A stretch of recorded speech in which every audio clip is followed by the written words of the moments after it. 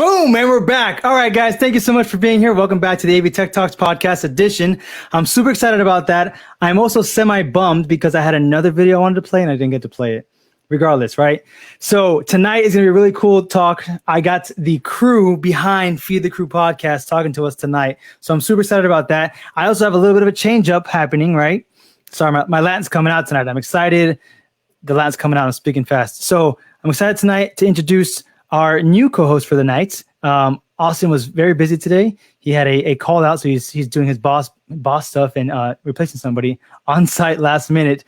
So props to that. Respect that there's work going on. I want to bring in our special guest for tonight. Actually, not special. I'm sorry, the co-host for tonight. I want to bring in Christopher Brown. Also, as you guys know him, AV Tech Talks IT guy Bodie. Hello. What's up, man? How you doing? How's your day been? Coming real high energy. It's hard to follow that up. I mean, I'm not that high of energy. I know. You and that's the good thing about this camaraderie that you and Austin have going on here. Is you come in and Austin's just as high energy as you are when it comes in. So it is what it is. But I'm excited to be here. Thanks for having me. No. Of course. We're always glad to have you, man. Come on.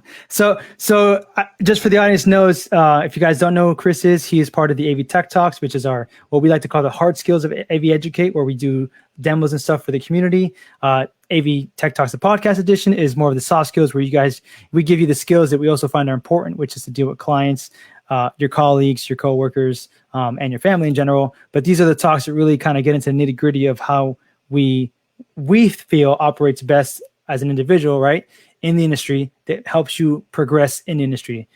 So don't be known as that guy, be known as the guy, right? Some of the differences there. But anyways, Chris, I'm super glad you could come in with us tonight. Absolutely, always glad to have you. First, from the Feed the Crew podcast, I want to bring in Ray real quick here. Hi, Ray. How you doing? How's your day been? Oh, it's been good. How are you? I'm doing great. I'm glad you're here with us. We've been talking back and forth for a few months now between your podcast and what we're doing. So I'm really glad to have you on our show finally. I know I was on yours already. So I'm super excited to have you here, obviously.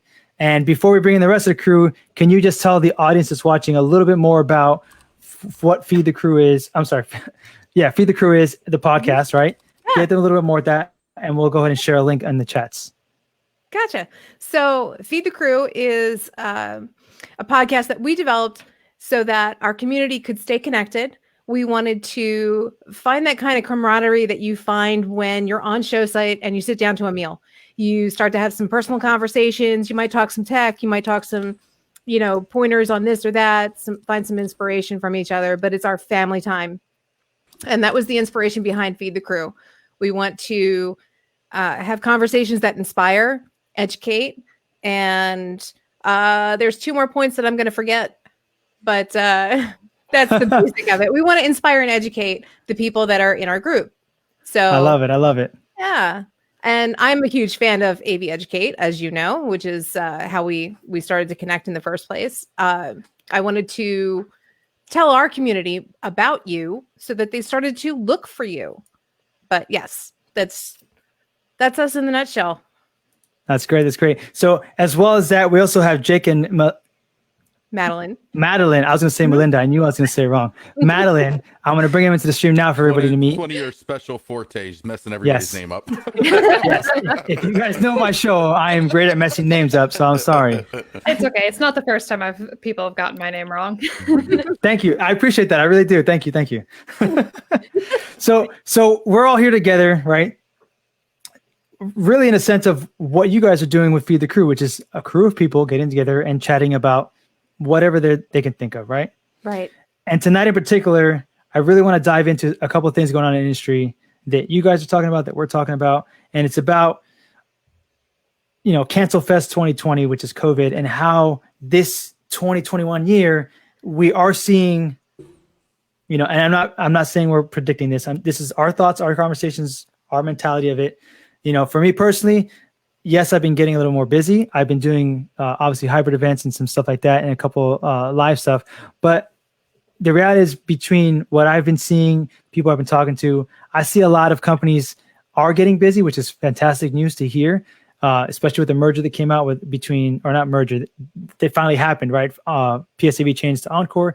There's a lot of traction going forward in that, and that now this year, yes, work is coming, but it's a lot of these companies are in recovery. So it's not going to be like it was 2019, what you expected 2020 to be. It's going to still be 2020 essentially. And I'd love to get you guys' input on that from your perspectives. Well, that's true.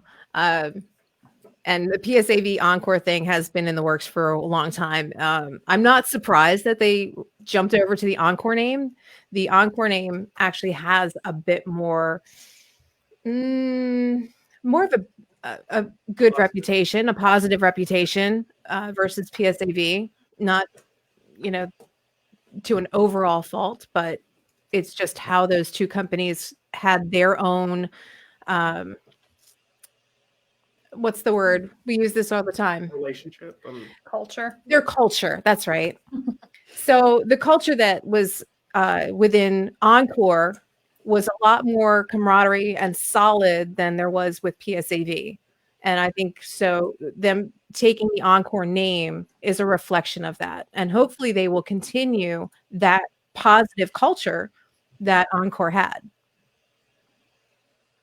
So yeah, no, 100%. That was great. Chris, you got anything you want to add to that, or Jake? I was going to say I don't know anything about it, but she got off topic from the question that you asked, which was, what do we think things are going to be starting to look like? Well, so but this is a great opportunity, right? So from your perspective, knowing where you are right now in the field, what do you think 2020 is going to look like moving forward for everybody who's in AV? If they haven't transitioned yet, if they're still hustling and bustling, what do you guys think is going to happen moving forward? I mean, I don't have as much of a perspective on it personally because this podcast, the FTC, is the only AV stuff that I do. I'm actually a wardrobe person, so I don't really dabble that much in AV other than this podcast. Yeah, so, but it still affects you. It still affects you in a sense because you're no longer doing theater work or anything like that, where you're not doing any wardrobes for any of the Broadway shows or any of the whatever shows you do. You're not doing the wardrobe for that. So for me, as I've expressed on the AV show, I'm not from y'all's background. I've now fully just this much switched over and I'm now fully AV. So for me, I'm hoping the AV industry picks up big time because this is where I'm going to be making my work. The good thing for me is I have a lot of back end in AV where I know all about network routing and computers and Zoom, OBS, all this hybrid event stuff that you guys are doing. So for me, this is kind of like the time to step in because me personally, I feel a lot of these people are going and seeing all these hybrid events that are going on. And that's how they want to take it from now on. They don't want to. They're not going to want to pay a full crew set when they know, hey, we did this last year with 7 guys in a truck. right. Why am I going to pay 25 guys a full salary to do this when I can? So I hope it doesn't do that because then you're putting other people out of a job. You know what I mean? But at the same time, it's like I want everything to come as quickly and as fastly back as possible. Yeah. Well, and I know a lot of the live theater stuff, they've transitioned over to filming. So there really is a lot more AV involved with that than there normally would be. I mean, like live theater doesn't normally have any filming, or if they do, it's just for archive purposes. So the transition of they're almost a miniature film industry now has been pretty interesting. And I was going to say, I think that I found it funny that Madeline would say that because she's the only one of us that has actually had a job during all of this because the Houston Grand Opera is doing virtual presentations and she has been called in for wardrobe for the virtual presentations where Jake is not building any scenery, which was his main forte. And on the backside of, he's also a stagehand and he's actually a really good tech. It just wasn't the direction he was going. So nobody's going to be calling him to be a tech. They might call him to be a stagehand, and nobody's building that much scenery right now. Sets are smaller, etc. Yeah. And that's going to continue. And then you have folks like me that I was doing project management and production where the companies that are getting some of the work, some of the hybrids even. They're small jobs. They don't have a lot of money in them. So they're going to continue to use as much in-house salary people as possible until things open up. But I do think that there's some hope for the fall of 2021. I really do. Yep, I agree with that. And just to touch back here for a second. So I would love to dive in just for a quick second here about what the theater is doing on the streaming side, because I didn't even know that was happening, which is awesome, right? So now we kind of have like this little behind the scenes going on of a behind the scenes crew, right? So can you give us a little glimpse or like paint a picture in my mind of what you know what theater was for you to what is coming to now and these differences you're seeing, because that's I mean, that's a whole market there, right? Like you transitioned to keep something alive by changing the market virtually. And I didn't know about it. And that's something you think all the stuff I keep hearing about, and the stuff I've done with the Live Events Coalition, theater is hurting the most, but apparently you guys have found a way to do it. So is there like, hey, here's another ray of hope that you guys may not even know about, that if you guys knew something about this, maybe your theater could do this and get some stuff going now. So can you give us a little behind the scenes on that? Well, before I let Madeline answer, I want to jump in real quick and say that one of our episodes in Feed the Crew is with the technical director and stage management at the Houston Grand Opera. So they gave us a lot of information of what's been going on behind the scenes, but I'll let Madeline give her perspective. Yeah, that actually is a great episode if you're looking for some more detailed information, because obviously I'm not in like stage management. So to a certain extent, my knowledge is limited. But the Houston Grand Opera is where I mainly work for. And they, throughout all of 2020, they transitioned their season from live in-person events to filming. And then it is being broadcast on marquee TV. And it's actually several, if not all of the productions are free to view.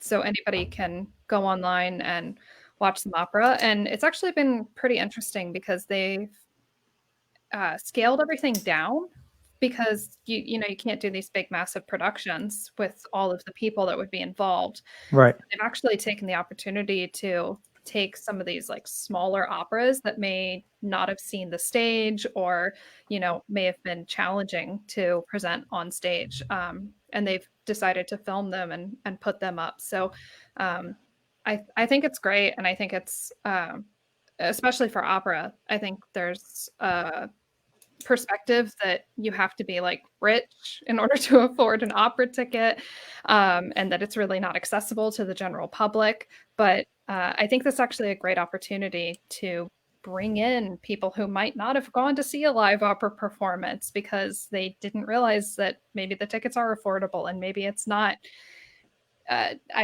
want to say like culturally prohibitive. Right. And just to add to that, I mean, some of the stuff that's been happening down here in South Florida, for example, one of the companies that I work with, Media Stage, those guys did a deal with one of the hotels here, right, to provide gear to be able to do essentially a virtual set or look at the hotel. So now you bring in the top CEOs or a small team to the hotel. The ballroom is now converted to do virtual. So now you can come in there, do your show, get the look you want of a show, right? But it's hybrid. So it goes out to the world. You bring in a small team to do just what needs to get done, and you have a location to do it. So now you're looking for a studio or hunting anything down. You can go to a hotel that you've gone to before, that you're comfortable with the staff and the people. You still get that feeling of, the rooms, the travel, the team behind you to do the production side of it, and you have everything you need there. So like you're back in your comfort zone. Like event planners are doing what they do. They're being visionaries, right, to your idea, and the tech guys are doing what they do. They're taking that vision and turning it into something, right? So that's what's happening in theater, which I think is fantastic. And honestly, that's great. Again, for anybody watching, there's a link to the podcast there. I'm going to post it again. This is my third post, just so you guys can get on there. Highly recommended, obviously. Real quick, I want to bring in some of these. Dan Hall here said, like many here, 2020 completely changed my job. I suddenly had to learn a lot of new skills, 100%. And this is where Bodie was saying he excels at. A lot of the skills that we had to learn, he already knew. So if anything, he was on the other end. Like, I got to learn a couple of new things, but all the IT stuff I know. So, it's a different thing. New gear, etc. A year ago, I began searching for a training resource to learn streaming. Just wasn't my lane before. Finding AV Educate and watching this grow was a lifesaver. Appreciate that a lot. Yeah, we really appreciate that. Absolutely. 100%. And we recommend Feed the Crew and everybody else that we share on there. Feed the Crew. Jake Clark's got a great show as well for audio, if that's your thing. Andy created a great piece of gear that we posted about. I mean, like, there's so many things coming out there. We're so proud to present it and so proud to get these opportunities, right? And these conversations where it has Ryan Wade, who, if no one knows, is actually one of our admin of the page, and he's in charge of a lot of the lighting stuff. So a lot of the stuff you guys see is actually him sending it to us, and like we're pushing it out. But Ryan Wade says this year is going to be very interesting, to say the least. I feel like we are going to see a great mesh up of hybrid and full-blown live shows are going to ramp up as people get the vaccine. 100% true. We didn't even mention that. And in-person opens back up. A lot of venues are opening up. Orlando's opening up. Miami's opening up. New York's opening up a little bit. California just shut down. Sorry, guys. My big worry is that the companies are going to use labor as a way to recoup some of the losses. That's a very good point.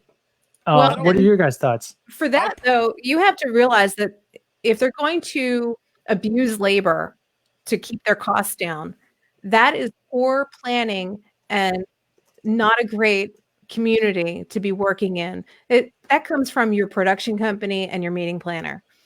And if that's the way they're going to treat people, they're probably not people you really want to work with. And that'll trickle down. That kind of thing will eventually get those people on a kind of a blacklist, because we're all now communicating a whole lot more than we were, 15, 20 years ago about who treats crew well and who doesn't. This is all on our social media pages when you get treated. Yeah. So I think they're going to be a little cautious about doing that. I think they'll try it. And there's certainly small companies that will do it and get away with it. But your larger companies that have good culture, and shameless plug, Staging Solutions here in Houston, they're one of the people that have inspired me to really embrace clients who have good culture and cultivate good people. So yeah, they will try it, but it's up to us to put our feet down and say, no, that's not the right thing to do. But with the hybrids, I think what a good company is going to do is they're going to put that budget out there and say, this is how much the show costs. Do you want to do a hybrid, or do you want to do it fully virtual? And that's where these are going to start shifting. But we do have to be careful that when we start back, it's not going to be a whole lot of explosion in, some of the companies that do this for marketing purposes, because they're still not going to have the good, warm and fuzzy feeling in these big companies that putting out their marketing is going to be, a return on investment for them doing these events. So you're going to find smaller stuff at first, even 100%. even though it could be hybrid and it could be, fully virtual. It's going to be the smaller ones to start with, for sure. Yeah, and Ryan is, as he's tuning in, he's saying 100%, but those companies exist, right? We all agree to that. Yeah, he's already seeing it, and the companies are using the excuse that they have a bid lower to get the show. I've been privy to that a lot the last 2 months, right? I mean, that's happened to me a lot. Oh, can you work with me on your rates? Obviously I gotta mouths to feed. So sometimes I do, but if it's a new client, hey, I don't know you, man. I don't even know you're going to pay me on time. I hope that we're communicating can hold strong and not have a rate drop. I will say there is a number that I will not go below, and it's still pretty high up there. I think that's the biggest key, honestly, is making sure that you value yourself, whether you work for a staffing agency or whether you're a freelancer yourself. You value yourself at a certain cost to where you're not going to sit there and go, yeah, no problem, I'll do it for $200, when damn well they're not going to go anywhere and get it for that price. There's nobody else on the market they're going to go out to and say, I need you to do a full-blown VMix set for me, and I need it all cut and ready to produce and send out. There's no way you're going to get somebody to do it for that. And that's where it needs to see. Now, do I see labor costs taking a dip? Of course, yes. You are not going to be able to say, I need to pay a crew just ballpark $500 a day. I have to pay each person $500 a day. It's not going to be, if that's what your rate was before, I don't see it coming back that strong right this present moment. You are going to have to eat a little bit of crow at the beginning to get momentum back going, but also don't smite your face to to make the money either, and that's where I'm coming from and saying that hopefully, as Ray has pointed out and Omar has pointed out, you work for a good enough company that puts their foot down and be like, listen, I can't put my guys out there for that's ridiculous, or you're a freelancer and you're saying I'm discriminating my work ethic and my people that are in the community with me by doing it for this, because then the next person they go to, they're going to say, well, so-and-so did it for this much. Well, I'm not so-and-so. Go hire them to do it. Well, they messed it up. That's not my problem. Right. You get what you pay for. That's not my problem. You're the one that paid $200 for have somebody to run your entire stream. You would have paid me the $550. It would have been done right. I can't help that. Yeah. As Andres Rogue says, hell no, we won't go. Exactly. So here's another one from No Other Beer Tanner, and this is funny because this just happened to me. And it's one of the reasons. So I had a band ask my former apprentice, ask him to mix a 3-hour cover band show with gear for $60. They blamed COVID rates. Whoa. I've had stuff like that happen where I've been like, sorry. Put Andreas's comment back up because hell no, we won't go. Hell no. Yeah. So while we're talking rates, we have one of our shows that actually talked about rates. I think that was Women in AV, where we talked about the differences in rates across the country. So don't take what we're talking about as a rate. And, we might be laughing about somebody who, didn't want to do A2 band work for $20 an hour. That could be the going rate in a very small town someplace. That's not normal. It's rate really not normal. Market, absolutely. But yeah, make sure you're talking about the right markets too. You get paid a whole lot more in New York City and DC than you do in Houston, and that's just the reality of it. Oh yeah, so there was a big thing right before the AB5 happened, right? That California and Miami crews were swapping all the time because of rates. It was cheaper to fly a Miami crew to California and pay them than it was to hire California guys. That was a huge problem about 3 years ago. Yeah, you're right. And that just means that there are certain people that do need to raise their rates when you're looking at travel positions. When you're looking at a travel position and you're getting travel to New York City, I want to get paid New York City rates when I'm there. So that's only fair to the market and to yourself, because your talents are worth X number of dollars in that city. That's what you should be getting. And that it's just the way it is. Just as Rick said, you sell yourself short the first time, they will not pay you more the next. That's right. 100%. 100%, Absolutely. dude. Absolutely. I had another client I was working to for almost most of COVID actually, and I gave them like a COVID rate, which is half of my full rate. And at the beginning of the year, they sent me a contract to lock me in for another year at the same rate. And I said, hey, I can't. When there was no work going on and I had no other option, I agreed to this rate after much negotiation, by the way. It was like, oh yeah, no problem. It was like, oh, I don't know. And like it was still compromised, and it was always a fight to get paid. Always like a oh well, can you? Oh, my favorite one. Well, you weren't really here 10 hours today. That's great. I still get paid for 10 hours. You have the fact that the fact that you ended it early has nothing to do with that. Well, I usually pay people hourly. That's not what we agreed to. So, right. Sorry. But yeah, and just like Ed's comment's really good. I mean, yeah, just like I was saying, company. Yeah, I'll put that one up. That's what I was looking for. Yeah. So just like Ed was saying here, I may have lost a company freelancer for because I dispute over rates for jobs I worked with them last month. So look at this. That was last month, right? I even offered a compromise, same thing I've done, right?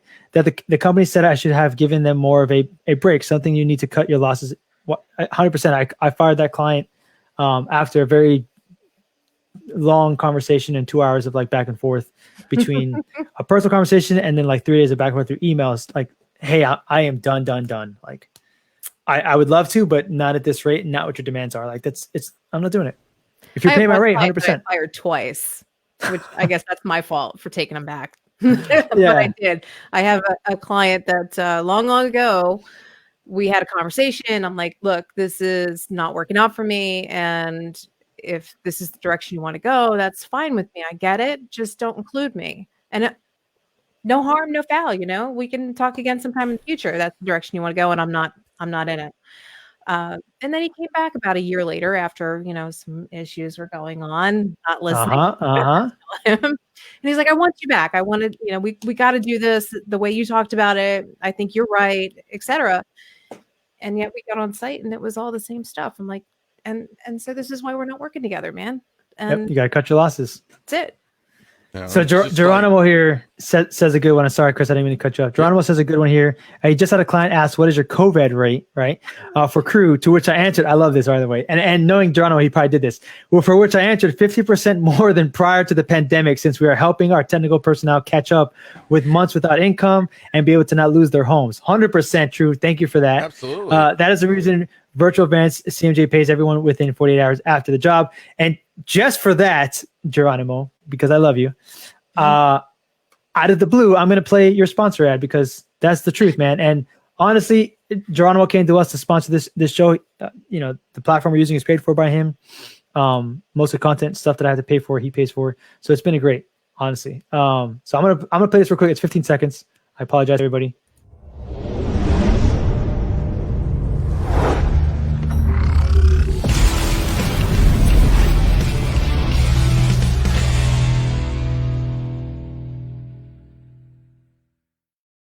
And it's cool, right? I mean, it's cool. Cool. But he's It's cool. 100% right. It's just like, I won't name any names, but I was given a number to contact somebody about some Zoom work from home operator work. I told him, yes, I was given a break. I'm stepping into the AV industry. I'm not a name in the AV industry at all, but I know my stuff. I'm not an idiot either. And I know what I work for and I know what I'm passionate about. So I told him $350. He goes, well, you haven't really done a lot. How about 150? I'm like, no, sorry. I don't care if it was my first shot in audio video industry. I don't care. I know what my value is. Good. Thank you. And that's exactly, but that's what it is everybody's got to understand that you have to understand what your value is. And you got to understand that you cannot, you can't just say, yeah, I'll do it because you need that job. I understand when it comes to making ends meet and trust me, I quit what I'm doing, went full AV. I am taking a leap. I don't have an income. I'm hoping shows come back. I'm hoping this is what I want to do. So I'm taking that leap of faith and wanting it. So I am not going to sit here and belittle myself because I know what I can do. Do you know what I can do? That's not my problem that you don't want to pay me for it. Yeah. Just like Ryan Wade says right here, Chris is exactly right. A huge part of this comeback is going to be knowing what you're worth. 100%, bro. Oh yeah. I mean, I've had a ton of places undervalue my work, specifically like sewing work, because I mean, just in general within the industry, like sewing and wardrobe and makeup, I find a lot of times are undervalued in comparison to like AV and lighting and such. I mean, like I like to say I saw this ad for a job one time and they were trying to find everybody backstage crew for this film. And they listed like the day rates that they were going to pay for right. all of these different departments. And then it got down to wardrobe and hair and makeup. And it said exposure for your resume. So, that's an exposure fun bucks. I love those. Yeah. Yeah. There's a Instagram account that I follow and they Omar know about those. Yeah. We know about exposure fun bucks. Oh yeah. I mean, it happens to everybody in our industry, but it pays the bills. Fantastic. Well, and I just picked up someone with one of our guests. Oh, I got you. Okay.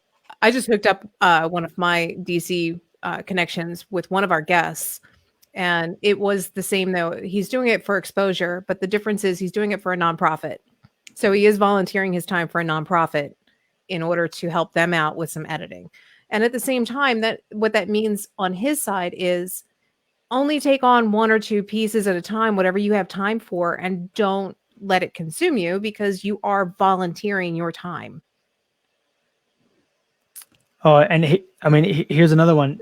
Look, again, this is why I love the community, right? I didn't even think about this. So Rick here says, and if you're a union not getting the rate of the city, you're scabbing, right? So if you're doing union work and you're not taking the same pay rates because you're undercutting somebody, right, or getting paid on the table, you're screwing your own guys. Brian Wade. Harder though, because when you're talking about union rates, the union pays you one rate and charges another because they have their overhead and their business to run, right?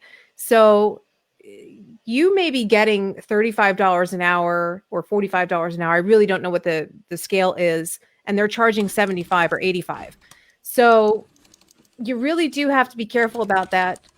A lot of clients don't have the money to pay you that higher scale. That's why they're looking for a freelancer. But at the same time, definitely don't take less than what you would have gotten from your union in your own pocket. But to say that you're going to be on the same scale as your union brothers and sisters is really a hard one to say. Yeah, I mean, I'll take it another direction, right? Here's another one too from Ed. He goes, to Ray's point, being someone who is in New York City market, when I do travel jobs, I don't discount because the job is out of town. My rates actually go up when you factor in per diem, travel, etc. 100%. I love traveling because I make more money, right? Mm-hmm. And because I'm out of town, they got to cover my expenses. So that's how I make more money. Absolutely. But this is another thing. Like I've done travel gigs where, hey, I can get you a hotel, but can you give me a break on the rate? Or can you drive out, to whatever this place is, and I'll get you this gig. It's like, oh well, let me see what else I'm doing because maybe it's not worth your time, Right. Yeah. And that's another. Be careful what you say yes to, because in our industry, you're about your reputation, and you could say yes to a lower paying job, and the higher paying job comes along, and you have to say no because you committed to somebody else, or otherwise you're going to ruin your reputation. Yep. So you undercut yourself on this job, and then somebody comes along with a higher rate, and you got to say no. How much does that suck? Yeah, it's especially when we're in an industry where we make our living by saying yes to work. It's hard to say no. But I mean, just from the comments we have here, there's about 15 consecutive watching. We keep jumping up between 15 and 19 here. I mean, a lot of these comments they're agreeing with us, right? They're all on the same page as us. But like Noah here and me, we've tried to do some work together, right? And we've done fantastic stuff in the background. But look, he's never once been like, hey, can you work with me on this? No, what's your rate? I'll get you it. It's been like, dude, thanks. Like Noah's been fantastic with that. He's the type of guy that calls and he doesn't bullshit. He's like, you're worth this. We're gonna get you this, right? And if we can't, that show doesn't happen. I find out, and then we work on the next show. Those conversations are really, really important early on in your career. It doesn't matter how old you are, but when you start, that conversation with your clients is really important. When I moved out here to Houston 2 years ago, there were a few people I knew in town, but there were some new people to the same company that I was familiar with, but they didn't know me. And so when they hired me for one of their shows, it was lower than what I'm used to. And I took it because they didn't know me. I didn't know them. After that first show, the next time they contacted me, I told them, I was like, look, I probably did a couple of shows for them at that rate. But, after a while, I was like, hey, I want to remind you, we had already had a conversation prior, but I want to remind you that this is not my normal rate. This time I'm going to turn you down unless you could come back with, something a little higher, a little closer to my normal rate. And they did. And every time they were able to get me that rate, they got me my rate. Sometimes they would ask me, hey, are you willing to work with me? It's a smaller show. They got a small budget, but I need guys that can, do their shit. So, you take that. But you build that relationship with exactly. them. That's a relationship. They know this is a one-time thing. Maybe next time might be the same deal, but after that, you're going to get a full rate again. This is 100%. Your introductory offer, and it doesn't stay that way. But he makes a valid point. Like that's what I'm saying. When you have that relationship with some of these clients, which a lot of the ones that I got to work with, I was able to say, yeah, okay, because I know you're good for it. You haven't messed me up. And there's other clients that I had too that I knew were struggling. That I said, hey, I know you're not in a great spot right now because we talk about it all the time. Whatever you got, let me know. I'll help you out just to make sure the show goes good. So that I don't want you to close your doors because I want to work for you. And two, I know you're hurting as much as I am, and you got way more bills than I do. So let's make this work. So I can get some work, you can get some work, and we can work together again. Mm-hmm. And that's exactly what it is. If you have but if it's a new client, that's tough. Especially it's tough. Especially it's tough. It's tough. Yeah. But yeah. That when you build that relationship, you have that opportunity to have those conversations 100%. on both sides, I agree with that. Yeah. And so another one from Brian, your knowledge is what's worth pandemic prices more than pre-pandemic. Good knowledge, freelancers with responsibilities, and on point integrity 100%. Yeah. I was hoping you'd pull this comment up because I was going to say we've heard a lot of stories on our podcast where people are talking about that, they've been spending this time improving their knowledge base because, well, what else do you do with all of this free time? So that really your knowledge is going to be worth more post-pandemic because you've probably spent a lot of this time learning new things and improving your knowledge, and you're going to come back stronger than you went out. Yeah, no, I totally agree with that. That is 100%. I now have all 3 levels of Dante certification. I wouldn't have had them before. I have cloud service certification, or AWS cloud certification, and I'm still working to get my NDI certification. That would have never happened if we were all working and doing gigs because I would just been pushing through what I was normally doing. Right. So absolutely. Now you make me feel bad for not doing anything while we're doing it. You've been doing a lot. You've been producing the I have been feedback. doing a lot. I have been doing a lot. So Annette Harley is saying, "Hey, Ray." Was that? Hi, Annette. Annette. Oh my God, I love Annette. So Annette was one of our guests twice. She was on our panel for Women in AV, and she did one of our dynamic duos because she is married to another gentleman in the industry. So we had them come on. Oh my goodness, I love you. Hi. Yeah, I mean, I'm in the same boat. My partner here is in the wedding side of the industry, which is crazy because when we met, it was like, oh, everything's great. We love each other, blah, blah. And then it's like when work starts, my industry gets super busy when hers slows down and hers gets super busy when I slow down. So it's like we have to schedule when to hang out with each other because the wedding and the corporate are complete opposites of each other. Yeah. And it took us obviously a year to figure that out. And we're like, oh, shit. So COVID has kind of been good because it's been like, hey, let's enjoy it now while we can because in the next few months, we're not going to be able to hang out this much. So I totally, that's awesome. And honestly, it helps out. I've been in a previous relationship where, the hours we work, right? I had to, honestly, so my Instagram, if anybody ever sees it, even though it's AV Educate, my Instagram was my personal one. I used to post when I was done with shows and post so much to prove like, hey, I'm working at these hours. I'm not out and about. Cause cause if you don't, who the hell works? Like, how do I say this, right? Well, I sound like an asshole. How do I say like if you would meet a guy or girl and she's like, oh, when are you coming home? I don't know. Like, what do you mean you don't know? Well, I start at 10. It's supposed to be a 10-hour call. It could turn into a 15-hour, right? Right. It's like, you don't know. I don't know. We do that all the time. Like if he's working and I'm like, oh, let's see, you're supposed to have a 10-hour call. Should I bother making dinner or should I just like only make it for myself? You have those conversations, but when you're not in the industry, it doesn't make sense, right? What do you mean you don't know the time when you get out? What do you mean you're going past 10? What do you mean you're not home by 5? Like, I'm telling you, I used to get, this is 10 hour. Is so bad for me. I swear to God, I just gave up. When you go out of town, I did. Working 14 hours and that's a whole other ball game. Yeah. Out of town. Yeah. Out of town is ball. I mean, pretty much you wake up and you go to bed in a hotel room. You get to go out to eat with the client. So you're not really enjoying it. But your significant other hears, oh, you went out last night? What'd you do? I had dinner with the client. Oh, really? What kind of dinner? We went to Ruth Chris Steakhouse or Cheesecake Factory, whatever. That happened to me when we did the Sarasota gig. PF Chang. Why'd you go to PF Chang?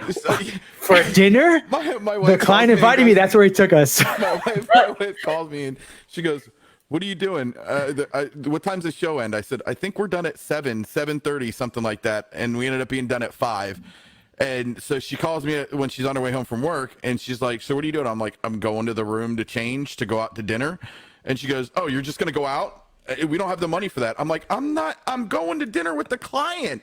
Like, what do you mean? Hold on. A whole different world out there. She doesn't understand it.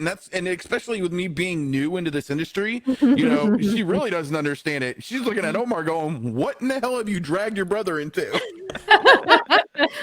I have one for you that was really interesting. I'm actually walking down the street I think we were in San Francisco with my technical director. We're walking down the street. We're going to go have dinner. He's talking to his wife on the phone. He's like, yeah. No, Ray and I are going to go out to dinner. Yep. No. Well, she's right here. Oh, yes, Ray is a girl. No, honey. Okay. And he ends the conversation. He's like, "We're not allowed to be friends on Facebook anymore." Well, that's like the first time we had just started dating, and he went out of town on a gig, and he texted me like in the evening, and he's like, "Oh, I'm hanging out in Kelly's room," and I'm just like, "Okay." And then 10 seconds later, I get Kelly is a guy. He's my boss. Okay. It's good to be proactive, though. I like that. That's a good. Be proactive, just in case. Right? Like, no doubts. I've thought about the do, be That could be honest. bad. Let me just play. I got 3 that are perfect. So Iris Solomon, it says here, I always said I don't have an out time. We're done when we're done. Her husband's response is, "Yay, money!" That should be the response, right? Like, yes, I'm making money for the family. Come on now. And then Larry here, Lava, what do you mean you have to do rehearsals for the next day after a 15-hour day? Totally realistic scenario right there, right? Yeah. Oh yeah. Absolutely. Yeah. So I mean, there's just so many scenarios that when you're in relationships, what we do just seems so weird, right? or the other one too is when you're at a hotel and like, I don't know. So I've been doing this 12 years, right? My phone by default, I mean, I've gotten blown up already. My phone by default is always on silent, and I always face it down. Yeah. Right. So when I first start dating, he's like, "Oh, what are you hiding?" Backstage. Nothing. Why's your phone on silent? Well, because I always have to put it on silent for show, so I just like a habit now. Right. And then like, I don't want to forget. It's right. Why are you always facing it down? Nothing. I don't want people to see what my texts are, and I don't want the light to bother people with your home. But it's a habit. It's a force of habit. Right. Right. So now dates on the industry, they're like, "Oh, I totally get that. Don't worry about it." Hey, I was so used to putting my phone upside down on the table because at the time that I got in the habit of that, it was one of those phones where when you turn it upside down, it was automatically silent. I miss that feature. But I had that habit of turning my phone upside down. And I got to a point of I'm having dinner with my kids. We were out at a restaurant and they both have their cell phones, teenagers, right?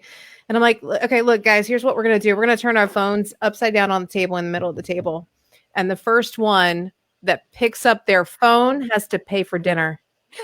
Oh, I like that. Yep, my daughter lost. I like that. $75 dinner she had to pay for. It's like, I think she was like 15. Look at this, Iris. I've been the girl in the conversations. One tech takes to pick up the crew at dinner. His wife, who is the girl? Oh, I've been in that scenario. I've been like, doing nothing wrong. And there's who's the girl? You didn't tell me there's a girl there with you. That's the prompter girl, or that's the graphics girl. Like, we didn't even talk the entire time. Where was she sitting? I don't know, like 2 tables down from me. I don't. Why did she go to dinner with you guys? Because she's part of the crew. That's the thing is people outside of the industry like don't quite understand. Like we are such a family backstage and behind the scenes that like, you don't even think about it. You're just like, oh yeah, they're just hanging out with the crew. And yeah, you don't really think about it. There's no like, I don't know. Like I feel like if you work in an office, there's a lot of people are more standoffish. Sure. But we all work on top of each other. So you have to be able to get along. My favorite is sorry, Ray. The show. That's fine. Listen to that whole community conversation that we do on Feed the Crew. This is exactly what we do. We're pretty good at it. Yeah, no, it's fantastic. I love it. But it's I lost my train of thought, but it was funny. Anyways. I was gonna say something related to what you just said, but I totally forgot my train of thought there. Sorry. No, anyways, so Ed said non-industry folks don't understand how our day rates work, which is totally true, right? Because that's a whole nother conversation there. But love hearing about the paychecks. I've had a non-indie people tell me what I made in a week or 15-hour days is more than what they take in for a month. That's great. I've had the same, I had the same conversations. And what's even funnier is one of the clients, the one that I recently let go, I sent them my actual contract, like meal penalties, travel rates, mileages, flights. If I'm still flying, it's still half of my pay rate because I got 5-hour day. My full pay rate for video positions, and they're like, "Oh, these are ridiculous rates." I'm like, "That's standard." No, it's not. That is like standard. I'm sorry. Up until you, they were never a problem for anybody. So I'm sorry. Right. Let's keep and then if anybody's confused, let's like list them out, man. I'm serious. And then when you get into the 10-hour and then after 10 hours overtime, they're like, This is you're having 10-hour overtime. No, you don't get to till 40. I'm not your employee. I'm a freelancer. A totally different scenario here. Oh, and then how do you get away with billing if you don't get 8 hours turnaround?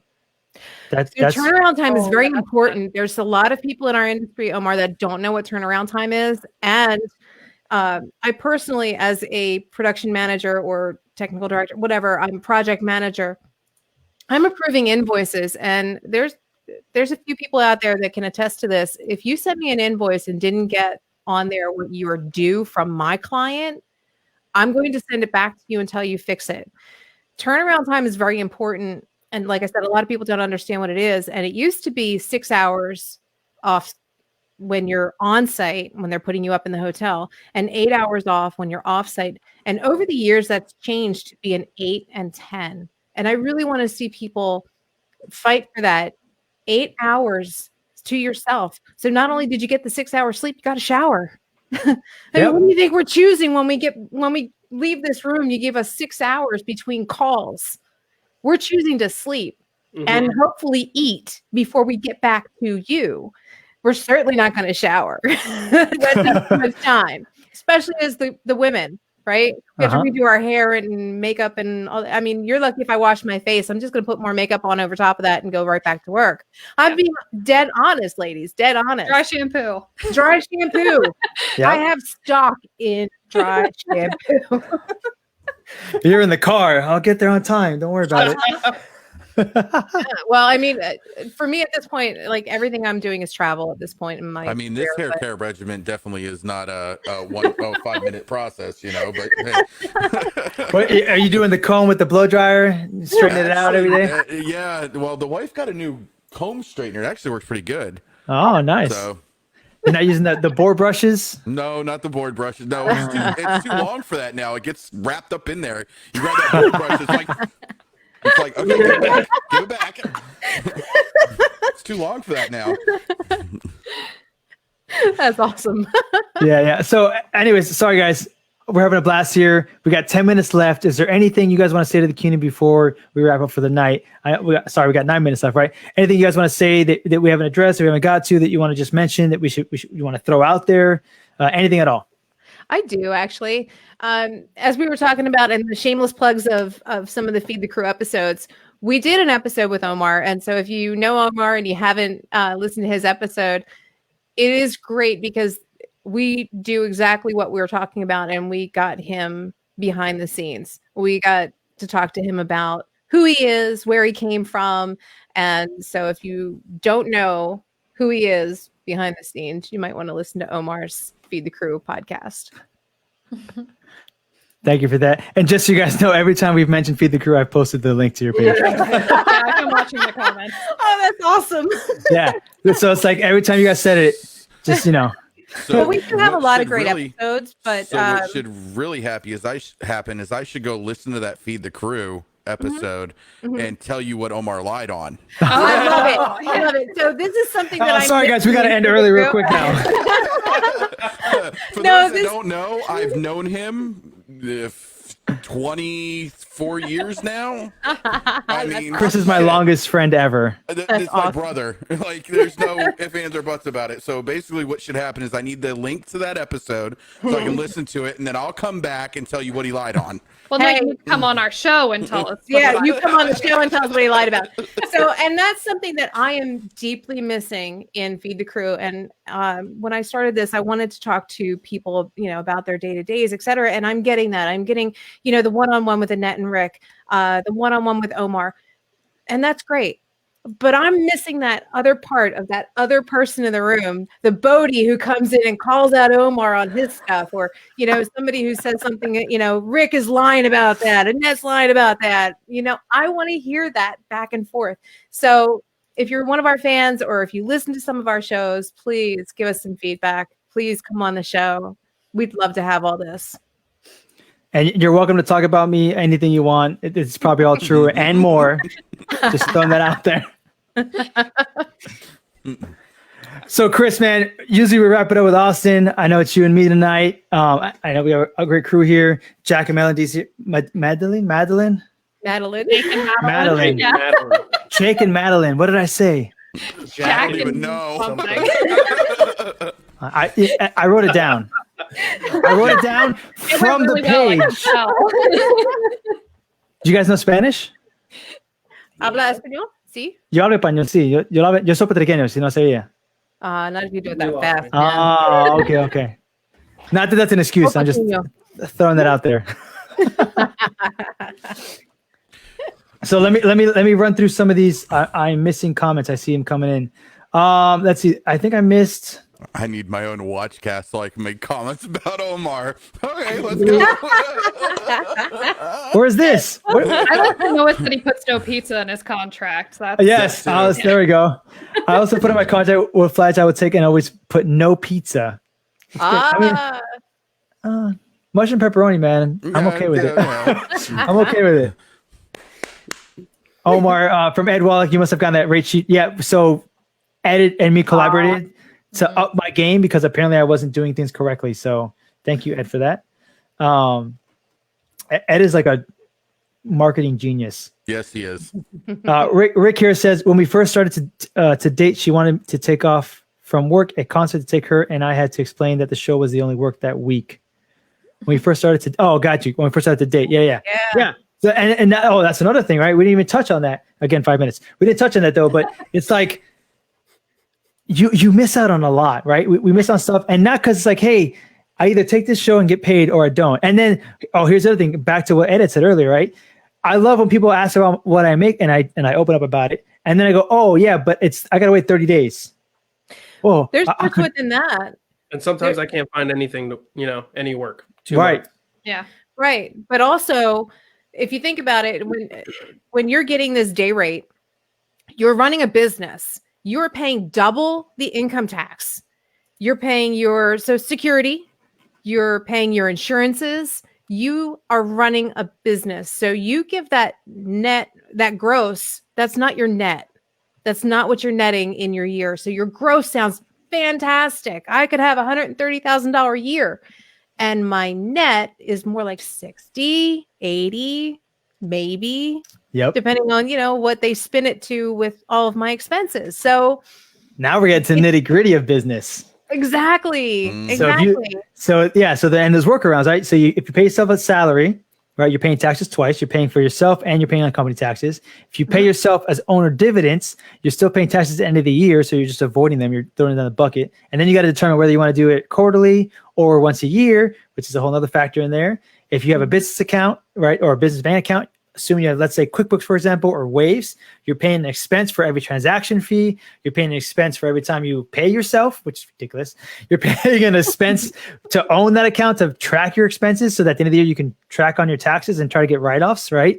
If you purchase gear, you got to figure out whether that year you want to depreciate that gear or take it over for tax purposes. If you have a car as a business and you don't have a business card to pay off the gas, you have to determine whether at the end of the year, do I want to use my tax mileages to write off, or do I want to use my card payments for this? Like, which one's going to be a better option? I think you got to track all that. You know what? I think we need to find somebody who does accounting work for that. And especially this time of year, and have them come on the podcast, and maybe we can have the crews bounce some questions off of them. These guys bounce some questions off them. Oh, yeah.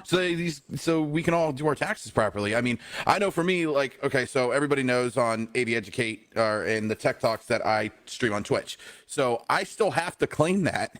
If I make anything over $300, I have to claim that. Well, what do I write off? Well, for me, I'm able to write off part of my electricity, part of my cable, part of my rent. Yep. I wrote off my computer that I built to start streaming with. So it's all about all of that. So it's doing that was like, fuck, how do I write? Okay, I can claim my $5,000 PC. I can take it over the next 3 years, or I can take it all at once. Yeah, fuck it. Take it all at Right. once. And then it's like, but then you're like, let me do my taxes and see which one's the better option. Because maybe this year I'm pretty good on my taxes and I don't have to, and I can do it next year. And on top of all of that, you're trying to budget with inconsistent income, which no budgeting program is set up for. So Right. that makes it extra hard. Oh yeah. I say 30 days. Sometimes if you do labor stuff, it's within 2 weeks or 4 weeks. Sometimes, if you do direct to clients, 30 days. If you do direct to the CEOs or the CEOs, the Fortune 500s, it could be up to 90 days. 90 days, yeah. All right, that's a whole other ballgame because that check might be big, but that's 90 days without it, and you've worked 10, 15 days off your expenses to recuperate some of that and then make a profit. And even then, you're gonna get hit on the transfer into your account. You're gonna get hit for having that account to manage all this stuff. Right. You're gonna take a hit because you didn't get the money when you needed it, right? So like, there's a lot of other things that factor in that. So it was a list of things to balance out all Yep. the pros and cons Right. of like 1,000 different things. Yeah, like Rick's saying, double Social Security, not just income taxes. Yep. Expenses to write off. Mm-hmm. Perfect example, right? It's feast or famine. Absolutely. Yeah, so it boils down to, right? Yep. So real quick, got a minute left. I like this for a minute. Feed the Crew and AVHK are both doing a great service to the text. Thank you all. Thank you for that. We really appreciate the positive feedback. Yes. We be getting more of it nowadays, so I'm thankful for that. We used to get a lot of negative feedback. Really? Oh, come on. Yeah. Well, and You have no idea. Annette and Rick were out there with the inauguration today, I believe. Oh, nice. I'm pretty sure. I saw a photo of them right before we came in here, and I'm pretty sure that's what they were doing. They were behind the scenes of the inauguration. That's cool. Very proud of all the folks that I know in DC. I just keep seeing a lot of pictures and postings about what they're doing for inauguration today, and I feel left out, but I also feel like, all warm about them being there. So, No, well, yeah, it's good to see people working, right? yeah, absolutely. 100%. So, guys, it's 9:00. We've been talking for an hour. This has been a great session, great show. I'm going to let you guys go. Enjoy the rest of your nights. If you have anything planned out, please enjoy them. Thanks for having us. Yeah. Having us. No, it was a pleasure. You guys are great. Thanks for being here. Yep. I'm sorry. What was that? I was I'll too see you quick. again sometime. I'll see you for sure. So, what'd you think? Great. I mean, it's great talk. I mean, it's a great what everybody does here with in between Feed the Crew and AV Educate and us and them. It's all great stuff that they do for the community. But the most important thing that I think everybody needs to take away from this, and we've said it over and over and over and over and over and over and over and over and over and over again, is do not. And I am a firm believer in this. And again, I'm somebody who's taking a leap of faith and going into the AV industry. Do not discount yourself. Get paid what you're worth. Don't let COVID rates take over.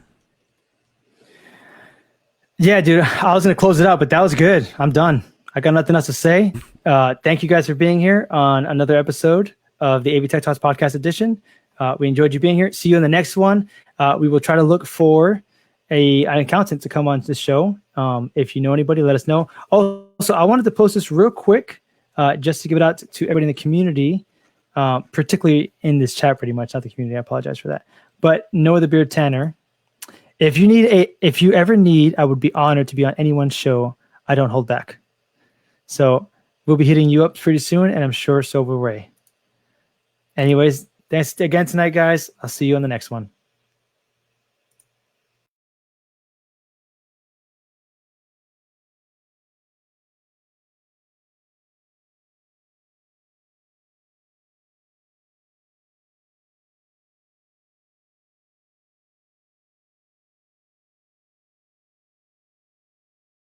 Oh, they left.